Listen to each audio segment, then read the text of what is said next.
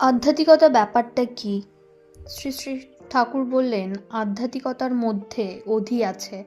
অধির মধ্যে আছে ধাতু, মানে ধারণ পোষণ।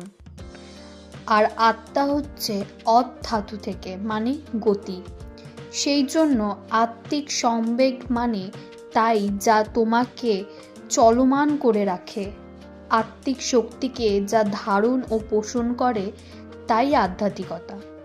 আধ্যাত্মিকতার মধ্যে দেহ ও জীবন শক্তির সুসংগত চলন আছে। জীবনী শক্তি মানেও তাই, by which your physical body lives on, অর্থাৎ যার দ্বারা তোমার শরীর দেহ বর্তমান থাকে।